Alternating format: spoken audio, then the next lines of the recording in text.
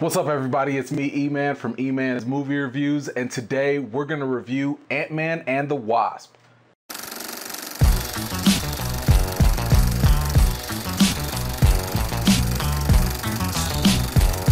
If you haven't already, please go ahead and click on the subscribe button, and while you're at it, click on that little bell too.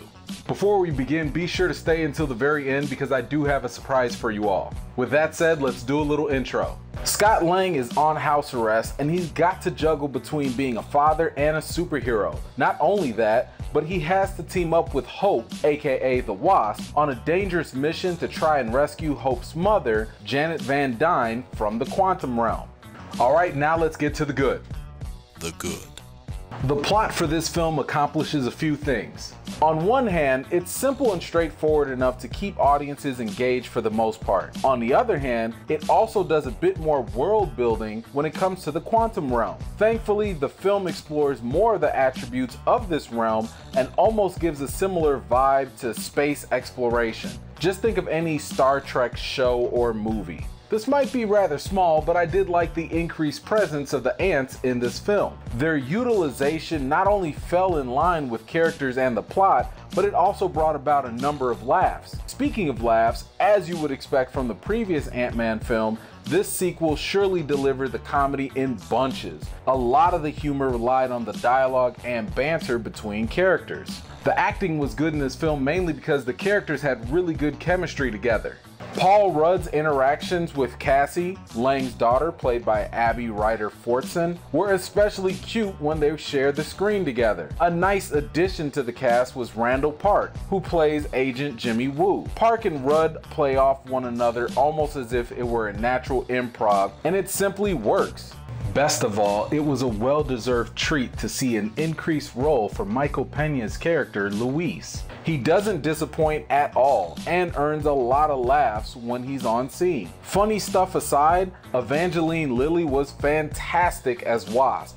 She was definitely worth the wait and completely owns a lot of her scenes. Another character I'd like to highlight is the character of Ghost, played by Hanna John-Kamen. John-Kamen had no difficulty whatsoever in taking on the physically intense action scenes. Thanks to the suit and mask, we can be especially thankful that the stunt doubles are able to put on a fantastic sequence of fighting choreography. The crisp cinematography, blended with special effects of Ghost's powers, really make for a unique visual experience for audiences. The character of Ghost is a rather intriguing one too. There is no typical Marvel villain problem with her because her motivations are actually relatable, real, and grounded. Whether you'll sympathize with her or not is up to you. However, she does walk an interesting line of moral ambiguity. Either way, I thought she made for an extremely formidable villain. I also personally love the fact that we didn't have yet another mirror villain situation again. Kudos must be given to the visual effects team for this movie. There's some excellent usage of the CGI similar to the previous Ant-Man movie that gives some older actors a nice rejuvenated look. Not only that, but as you could probably tell from the trailer, the visual effects really enhance a solid chase scene too. Simply put, the way this film uses the size manipulation is just brilliant. Alright, enough of that, let's get right into the bad. The bad. I was so close to not having any issues with this film until they got to Michelle Pfeiffer's character, Janet Van Dyne. I'm not a fan of the explanation given about her and what happened to her while being in the quantum realm. Now, to avoid any spoilers, let's just call it her situation. The film initially starts off giving us what sounds to be solid scientific reasoning. Then it feels as though once Van Dyne was introduced, all that scientific stuff was thrown out of the window. Worst of all, rather than finding a logical or more practical way of addressing Janet's situation, we're instead given a bit of writing that felt rushed and severely underdeveloped. In other words, it felt like they took shortcuts with her character just to be a workable plot device. Unfortunately, Janet Van Dyne's character wasn't the only problem here. Ghost also suffered from a bit of a disappointing situation as well. Despite having a very grounded and authentic character, I wasn't a big fan of the direction the writing took Ghost towards the end of the movie. I just felt there was a missed opportunity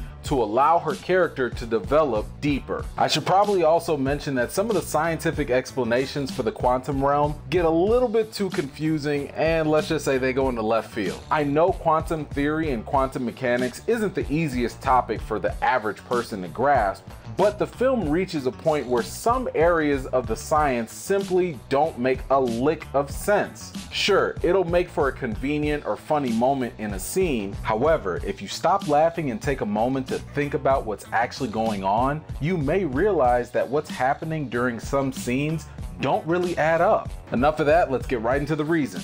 The reason.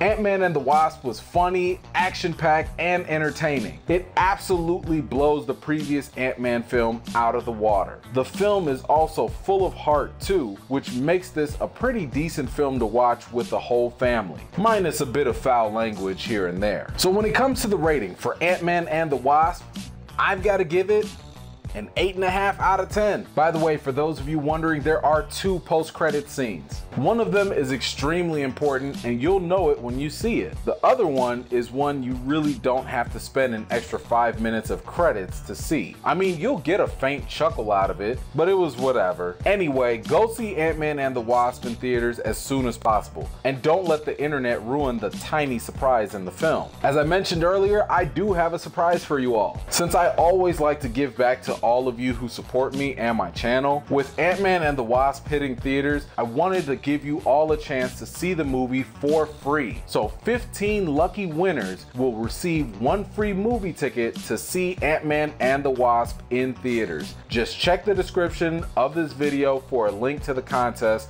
so you can enter. Well, that's all I got. Thank you very much for joining me today. If you're new to my channel, please don't forget to subscribe and give this video a thumbs up if you enjoyed it. I've got more videos and reviews to do for you all, and until next time, I'll see you guys later.